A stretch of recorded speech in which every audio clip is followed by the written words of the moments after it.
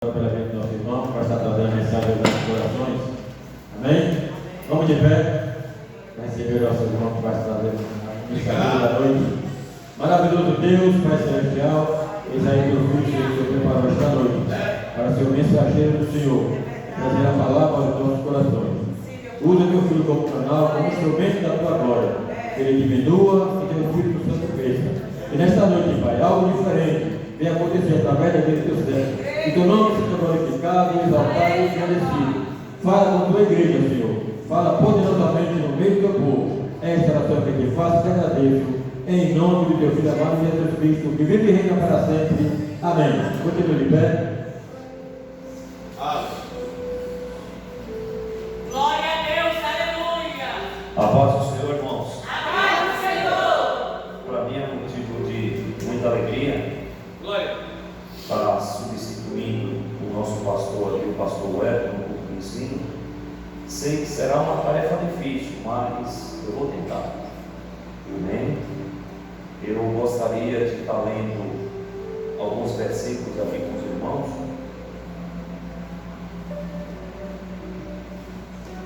No livro de Lucas, capítulo 15.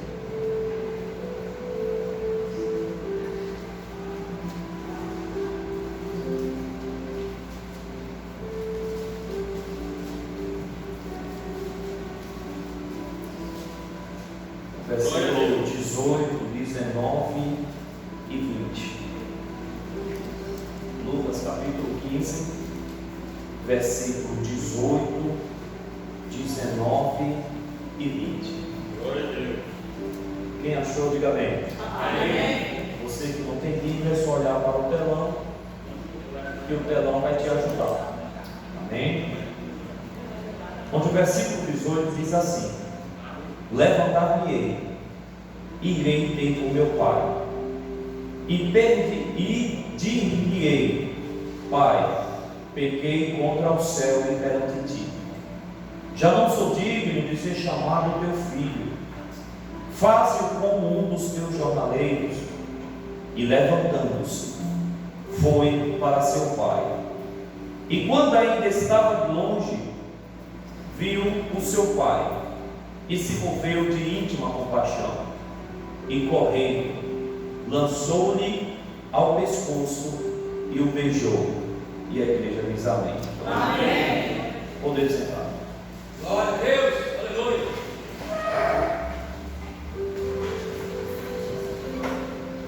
Talvez você esteja pensando, irmão, essa passagem aqui é uma passagem para um culto de evangelismo. É uma mensagem para um culto de domingo, onde na maioria das vezes vem pessoas não crentes, pessoas desviadas, pessoas de várias situações. Mas o que eu acho interessante aqui é o título da mensagem, porque às vezes existem algumas coisas na Bíblia em que a gente passa desapercebido. Às vezes você vem para o culto vazio e volta vazio porque não atentou o seu ouvido à voz do Criador. Às vezes você está conversando, às vezes você está entretido, às vezes seu pensamento está longe. Mas quando a gente abre o nosso coração, os nossos ouvidos, para ouvir a voz do Criador, a gente, ainda durante o culto, a gente começa a se encher. E todo vaso que começa a se encher na presença de Deus, ele vai encher até transbordar. E alguém vai olhar para você e vai dizer: ela está transbordando, tem algo acontecendo na vida dela, porque Deus, ele enche vaso vazio. Deus, ele faz isso, e ele fala através dos mínimos detalhes. Às vezes você diz: Deus, fale comigo, e durante o culto todo Deus falando com você, e você olhando, pensando. Isso nos lembra Marta e Maria, não é? Marta, dentre todas as coisas que você escolheu, Maria ficou com a melhor parte, ouvindo a minha palavra aos pés. Isso é um aprendizado para nós. E voltando para o título aqui, o título diz: parábola do filho pródigo. não é parábola para o incrédulo, não é parábola para o ímpio, é parábola para filho. Então, se é para filho, é para mim, é para você, porque criatura nós éramos antes, ímpio nós éramos antes, mas nós aceitamos a Jesus Cristo. Hoje nós somos filhos, hoje nós somos herdeiros da graça de Deus, hoje nós somos filhos. Então essa parábola aqui é para nós.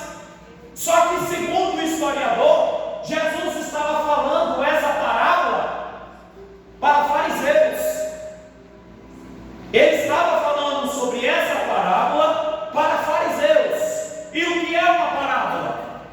Todas as vezes que eu quero explicar algo para alguém, eu posso fazer uso de uma parábola. É uma história inverídica, mas com base na verdade. Jesus se utilizou muito disso, irmão. Se nós pegarmos aqui na Bíblia, nós vamos ver várias vezes Jesus falando em parábolas. Jesus nunca foi deselegante com ninguém, até mesmo com aqueles que o queriam matar. A Bíblia vai dizer que uma certa feita, fariseus queriam largar no meio para matar ele. Sabe como foi que Jesus falou? Eu vou falar para vocês, veja que elegância. A pedra que os edificadores rejeitaram se tornou a pedra angular, a pedra de esquina. E duro é para aquele que se levantar contra esta pedra, porque qualquer um que se levantar contra esta pedra será feito em pedaços. Pegou a mensagem? Era assim que ele se utilizava, de uma forma elegante, mas que todos entendiam, porque a palavra ela penetra entre juntas e medula, ela penetra no teu coração, na tua vida, na tua alma. A palavra chega lá, irmãos, e nós vamos ver uma parábola aqui agora, que ele está falando para fariseu, porque aonde Jesus estava tinha fariseu no meio. Seja no monte, seja na sinagoga, seja nas praças, seja à beira do lago, aonde Jesus estava, tinha sempre fariseu no meio. E nós vamos ver aqui que os fariseus eram aqueles homens extremamente religiosos, mas era um homem que colocava alta carga nas costas do povo, mas eles mesmos não queriam carregar. Ele queria que você trabalhasse, mas trabalhar para eles, não. Mas aonde Jesus estava, tinha fariseu no meio, até na mesa, porque fariseu gosta de estar no meio. Trabalhar não é com ele não, mas criticar é uma maravilha, não é verdade? Então ele está falando essa parábola aqui para fariseus, segundo o historiador, e ele conta-nos o seguinte: um certo homem tinha 2 filhos, e o mais moço deles disse a seu pai: Pai, dá-me a parte da fazenda que lhe pertence. E ele repartiu por eles a fazenda. Todos nós sabemos que quando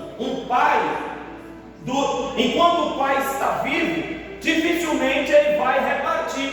Normalmente só é repartido após a morte do pai, a parte da mãe. Então é repartido entre os filhos. Às vezes até é necessário fazer um inventário, mas a gente vai ver aqui, ainda com o pai dele em vida, ele diz: eu quero a minha parte. Havia um propósito nessa parte, porque ele estava na casa do pai, mas o pensamento dele estava longe. Ele estava na casa do pai, mas os pensamentos dele estavam longe da casa do pai. Ele até trabalhava na casa do pai, mas o pensamento estava longe. Ele até cumpria com as obrigações da casa do pai, mas o pensamento dele estava longe. E aonde estava o pensamento dele? No mundo. Estava na casa do pai, mas a cabeça no mundo. 1 João capítulo 2, versículo de número 15, a palavra do Senhor diz assim: não ameis ao mundo, nem o que no mundo há. Porque se alguém amar ao mundo, o amor do Pai não está nele. Porque tudo que há no mundo, a concupiscência da carne, a concupiscência dos olhos, a soberba da vida, não vem do Pai, mas do mundo. Mas o mundo passa e a sua concupiscência, mas aquele que faz a vontade de Deus, esse permanece para sempre. Não ameis ao mundo. Se você está na casa do Pai, a sua cabeça tem que estar voltada para a casa do Pai. O seu pensamento tem que estar direcionado às coisas da casa do Pai. Você tem que fazer as coisas da casa do seu Pai sempre na condição de servo. Sim, meu Pai, estou aqui, meu Pai. Esse meu Pai, estou aqui. Glória a Deus. Paulo, escrevendo aos Colossenses, capítulo número 3, versículo 1, ele fala um fato interessante. Ele diz o seguinte: se já ressuscitaste com Cristo, buscai as coisas que são de cima, aonde Cristo está sentado à destra de Deus. Pensai nas coisas que são de cima, e não as que são da terra, porque já estáis mortos, e as vossas vidas estão escondidas em Cristo Jesus.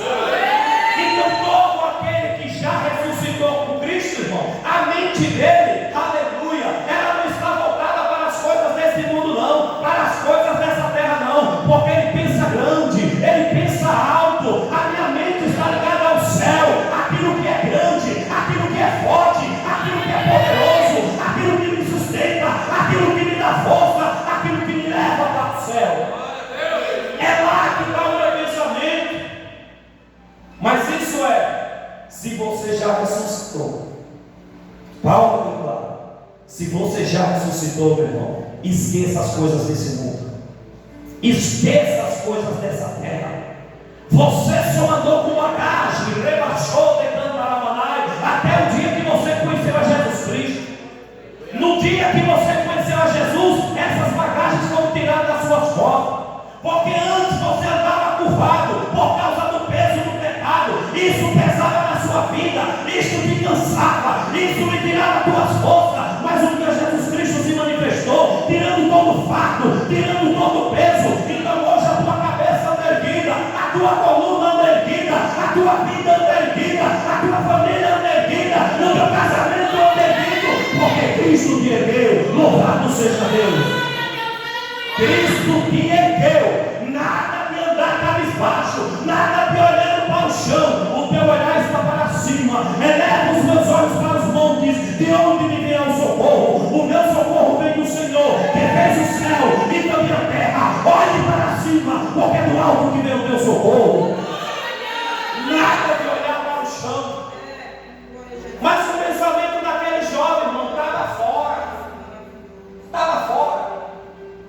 Infelizmente, Mateus capítulo 7, versículo 21, Jesus Cristo ele foi muito taxativo em dizer: nem todo aquele que me diz Senhor, Senhor, entrará no reino dos céus, mas aquele que faz a vontade do meu Pai que está no céu. Porque muitos me dirão naquele dia: Senhor, não profetizamos nós em teu nome não expelemos demônio, em teu nome não operamos maravilha. Então eu vos direi abertamente: nunca vos conheci, apartai-vos de mim, maldito, vós que praticais a iniquidade. A iniquidade é o pecado. Você tem que entender, compreender que a nossa carne, ela está declinada às coisas dessa vida, porque ela veio do pó da terra, e tudo que é da terra satisfaz ela, alimenta ela. É por isso que a palavra vai dizer que existe uma luta, uma briga muito grande entre a carne e o espírito. E qual dos dois você prefere alimentar espiritualmente falando? A carne ou o espírito? Porque a Bíblia vai dizer que a declinação da carne é morte, mas o espírito é vida. Gálatas capítulo 5, versículo 19 é muito taxativo em nos dizer, que fala-nos acerca das obras da carne. Aí você diz: e quais são elas, irmão? Segura aí. Porque as obras da carne, elas se manifestam logo. As quais são prostituição, impureza, lascívia, idolatria, feitiçaria, inimizades, porfias, emulações, iras, pelejas, dissensões, bebequices, glutonarias e coisas semelhantes a esta, acerca da qual nos declara, como antes vos disse, que os que cometem tais coisas não herdarão o reino de Deus. É ela que você quer alimentar? É através dela que você quer ser conduzido? Mas aí vem o versículo 21.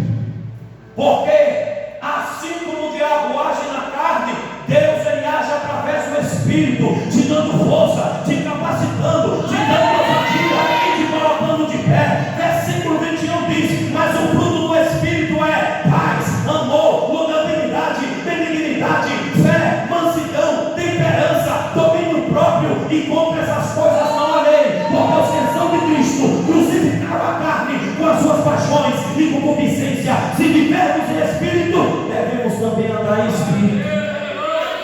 Amém? Glória a Deus. Mas ele disse não. A cabeça dele estava voltada para o mundo. Estava na casa do Pai, mas com a mente no mundo. Na casa do Pai, com a mente no mundo. Horas na igreja, ora participando das coisas do mundo, ora no círculo de oração, ora nas coisas do mundo, ora no culto, levaço. Lembra da oh, aleluia! Horas na igreja, horas no mundo. Remandará, canta. Elias falou isso para o povo. Até quando cocheareis entre dois pensamentos? Se Baal é Deus, viva para Baal, adore a Baal, vá atrás de Baal. Mas se o Senhor é Deus, adore o Senhor, louve o Senhor, glorifique o Senhor, porque Ele será Deus da tua vida, Ele será Deus da tua história, Ele vai com você até o último dia da tua vida. Eu quero participar das coisas do mundo, mas como é que eu faço? Pai, eu quero a minha parte. Você quer a sua parte? A Bíblia diz que nós somos herdeiros de Deus, mas a sua parte só vai chegar na hora que Deus quiser, no momento que Deus quiser, no dia que Deus quiser. Tem promessa na tua vida, mas a promessa só se cumpre, não é no seu tempo, não é no seu dia, não é na sua hora, é no tempo de Deus, é no tempo de Deus, é no tempo de Deus. Eu quero a minha parte. Quando a gente quer adiantar um negócio, irmão, não tem como dar certo. Quando a gente quer adiantar promessa, não tem como dar certo. Quando a gente quer adiantar propósito, não tem como dar certo. O final é a ruína, o final é a destruição. Espere o tempo de Deus na tua vida, que esse tempo chegará, porque Ele é fiel para cumprir tudo aquilo que Ele te prometeu. Eu quero a minha parte. O pai disse: eu vou te dar a sua parte. E deu a parte dele. E o que foi que ele fez? Pegou a herança do seu pai, pegou aquilo que era precioso e foi para o mundo viver uma vida dissoluta. A Bíblia vai dizer aqui, olha, ajudando tudo, partiu para uma terra longínqua. Ele saiu debaixo da nuvem, irmão. Muito cuidado, não saia debaixo da nuvem não. Enquanto você estiver debaixo da nuvem, tem promessa na tua vida. Enquanto você estiver debaixo da nuvem, Deus te guarda e o maligno não lhe toca. Enquanto você estiver debaixo da nuvem, tem promessa que se cumpre. Enquanto você estiver debaixo de nuvem, tem pão, tem água, tem Deus cuidando de você de dia e tem Deus cuidando de você à noite, através de coluna de fogo. Mas ele foi para um lugar distante, um lugar longínquo, saiu debaixo da nuvem. E sair debaixo da nuvem é preocupante, é muito preocupante. Versículo de número 6 de Colossenses 3 vai dizer: sobre quais essas coisas vem a ira de Deus sobre os filhos da desobediência. Sobre quais essas coisas vem a ira de Deus sobre os filhos da desobediência.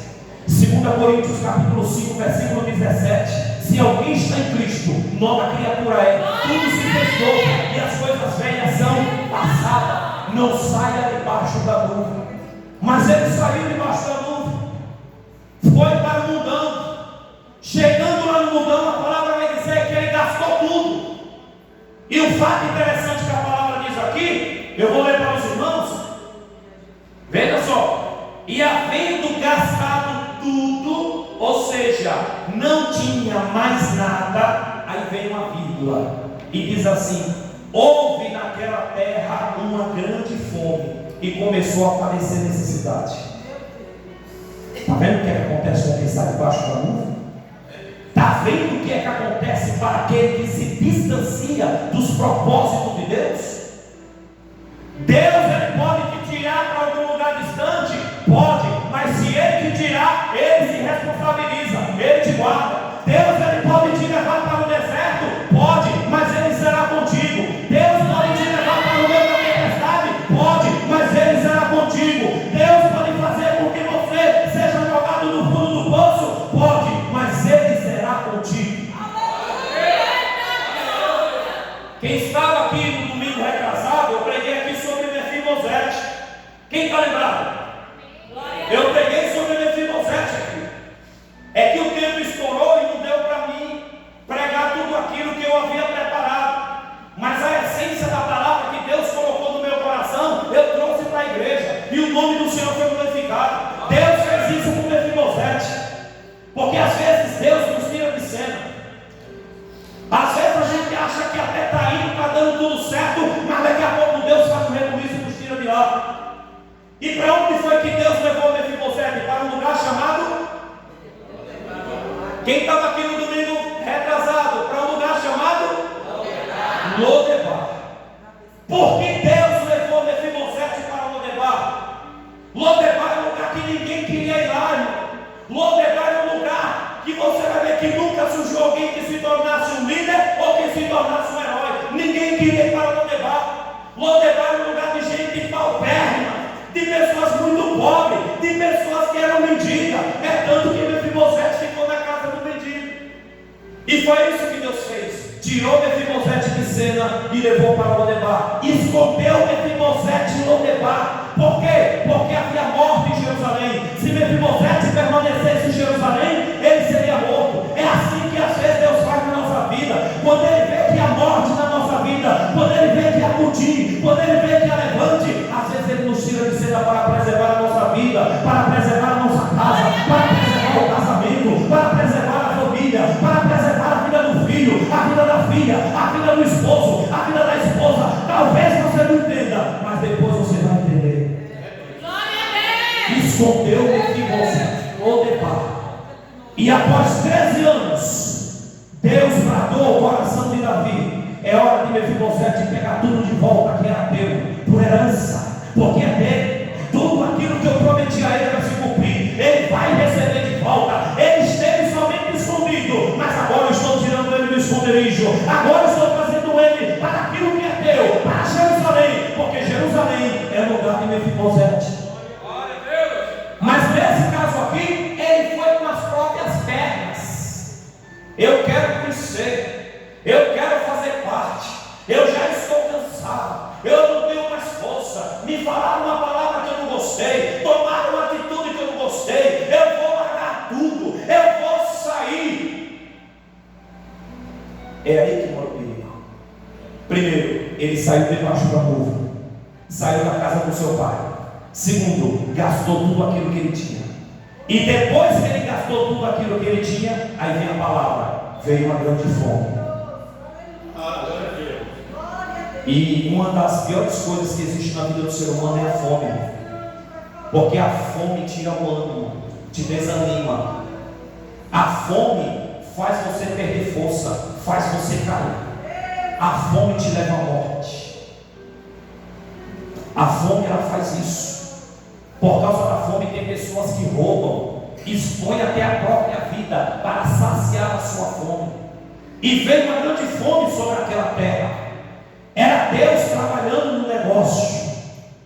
E quando ele viu que não tinha recurso, que não tinha dinheiro, que todos lhes fecharam as portas, o que foi que ele fez? Ele foi até uma propriedade, falou com o dono daquela propriedade e disse: Senhor, eu preciso trabalhar, eu preciso comer, me alimentar, eu estou com fome, eu não tenho dinheiro, me ajude. O que foi que ele fez? Você quer trabalhar? Quero. Você quer se alimentar? Quero. Vá apacentar meus porcos. Ele foi? Foi apacentar os porcos, irmão? Foi. Só que chegando lá, ele viu algo interessante. A palavra vai nos dizer aqui, olha, versículo número 16: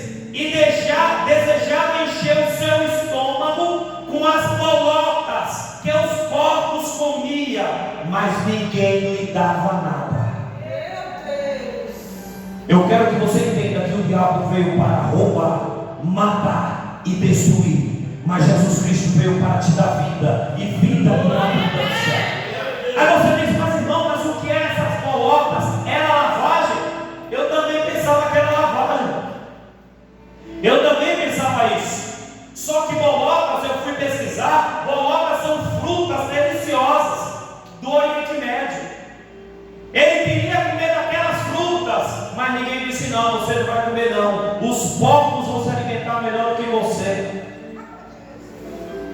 A vida daquele homem estava uma vida degradante, uma vida sofrida, passando por humilhações, passando necessidade das coisas primárias, como alimentação, habitação e vestimenta. Tudo isso porque ele saiu da casa do seu pai. Tudo isso porque o pensamento dele estava fora da casa do seu pai, estava nas coisas do mundo. Então ele pagou o preço.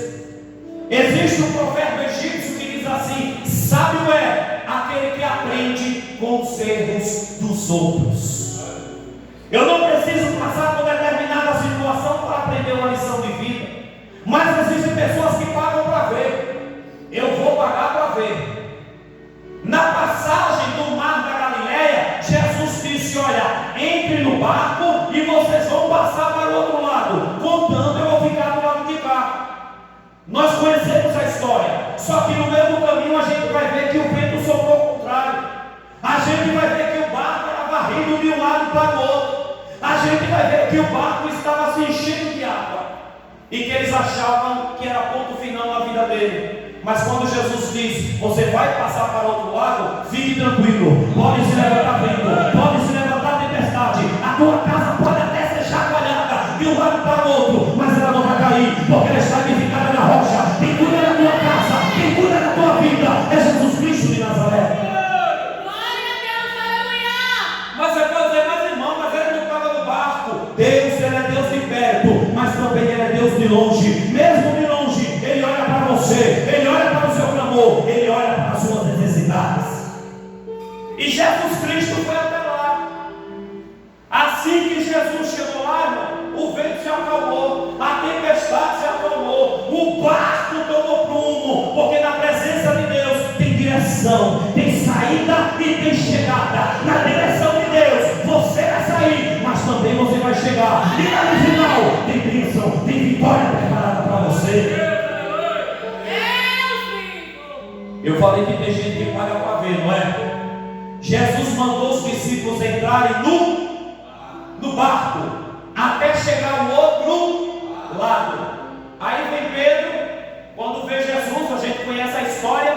Pedro disse, primeiramente pensavam que era um fantasma, porque às vezes, quando a gente está com medo, quando a gente está desesperado, o Senhor está dizendo: eu estou contigo, eu estou cuidando, Remanaço, Ele anda da tua casa, da tua vida, eu estou nos teus caminhos, você não está sozinho não, eu estou segurando na tua mão, eu estou convosco todos os dias, até a consumação do século. Mas parece que tem horas que a gente esquece disso. É tanto que eles pensavam que estava vendo fantasma, mas Jesus disse: sou eu. Aí Pedro paga para ver. Se realmente é o Senhor, permita com que eu ande sobre as águas. A palavra de Jesus não foi para você sair do barco. A palavra de Jesus foi para você continuar no barco. Você só vai sair do barco quando chegar do outro lado. Você só vai sair do barco quando alcançar a bênção, a promessa, a vitória. Mas até lá, não saia do barco, continue no barco. Mas ele disse: eu vou sair do barco. Se realmente é o Senhor, eu quero sair do barco. Jesus disse: então vem. Aquilo que Deus te mandou fazer, faça, sem dizer nada, sem reclamar. Ele saiu do barco, ele começou a andar. Começou porque Jesus disse: vem. E debaixo da palavra de Jesus, eu sempre estarei seguro, eu sempre estarei com os pés firmes. Mas daqui a pouco vem a palavra dizendo: e olhando ele para trás, teve medo do vento forte. Pedro não estava preparado para andar sobre as águas. Aquilo que não é para você fazer, não queira fazer não. Andar sobre as águas é para Jesus, não é para você. Você tem que ficar dentro do barco, porque dentro do barco você está seguro. Dentro do barco tem chegada na tua vida. Dentro do barco pode até entrar água. No seu barco pode até ficar pesado, mas você chegará do outro lado. Não queira sair do barco. Não queira fazer aquilo que Jesus não mandou você fazer. Não pague para ver, porque o preço pode ser caro. O preço pode ser caro. E agora está aqui a situação do jovem. Perdeu tudo que tinha no meio dos porcos. Estava ali. E a gente sabe que o cheiro, como nada de porco, não é nada agradável. E estava aquele homem ali, cuidando dos porcos, caiu de joelho para comer. Na hora que ele tentou comer, as outras pessoas disseram: não, você não pode comer, essa comida é dos porcos. Está vendo o preço? Mas aí é que está a história.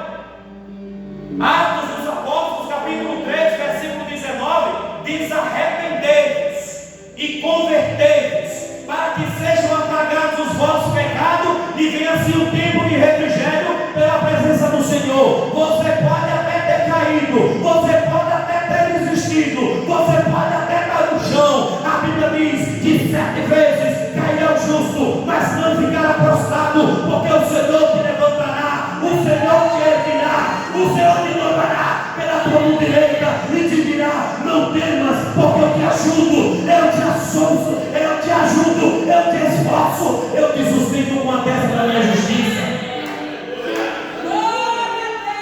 Pedro afundou, não afundou? Mas Jesus estendeu a mão e puxou Pedro. Porque o desejo de Jesus não é ver você afundando, não. O desejo de Jesus não é ver você em meio de porcos, não. O desejo de Jesus é ver você na casa do seu Pai, adorando ao Senhor na beleza da tua santidade.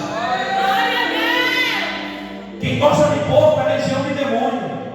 A gente vai ver aí da barra. Os diabos, os demônios que ali estavam, chegaram para Jesus e disse: deixa a gente entrar nos porcos. Deixa. Jesus disse: vá. Veja o que aconteceu. Lugar de crente, lugar de filho é na casa do seu pai. Porque na casa do seu pai tem herança, na casa do seu pai tem pão, na casa do seu pai tem água, na casa do seu pai tem bezerro cevado. E qual foi a palavra dele? A gente vai ver aqui, para a gente concluir.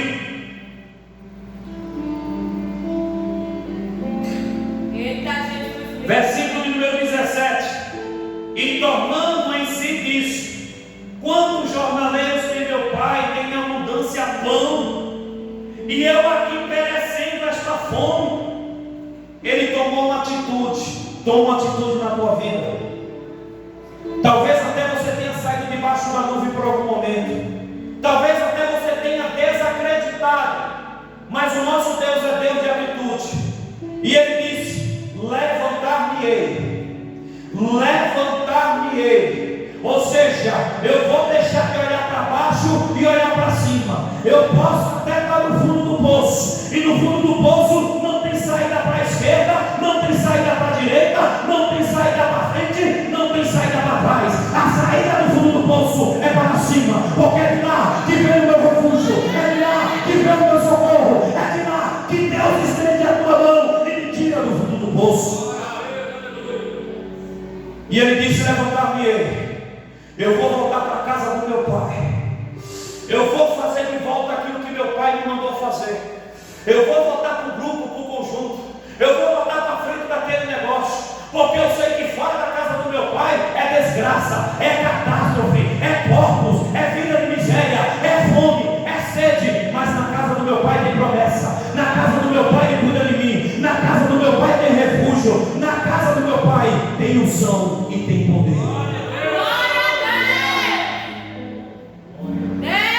E a Bíblia diz aqui que ele pensou assim: vou dizer para o meu pai que já não sou digno de ser chamado teu filho. Fazia um como um dos teus servos.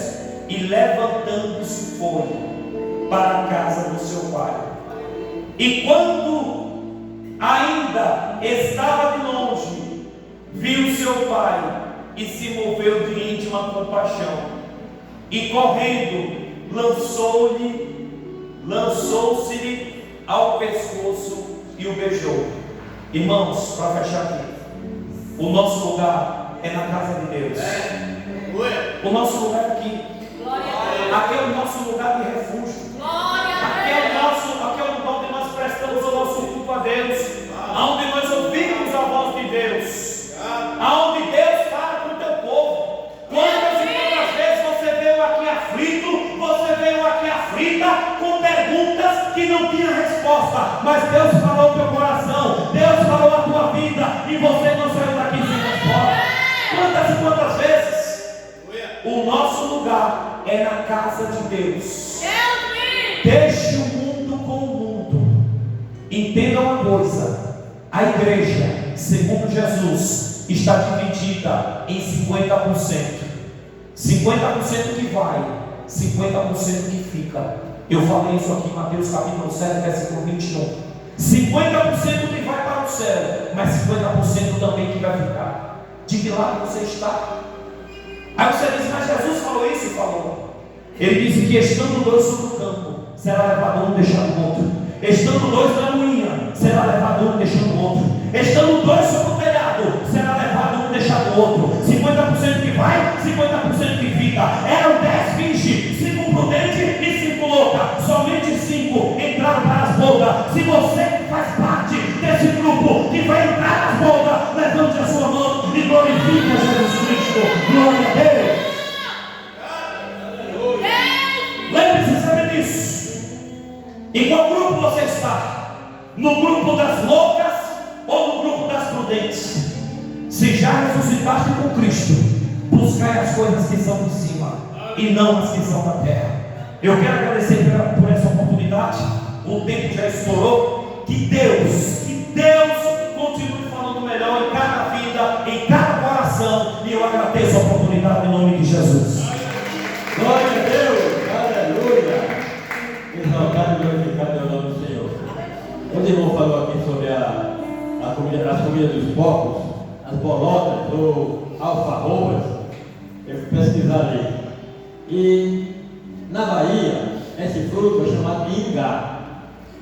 Ingá, alguém já sabe o que é? Já ouviu falar sobre isso?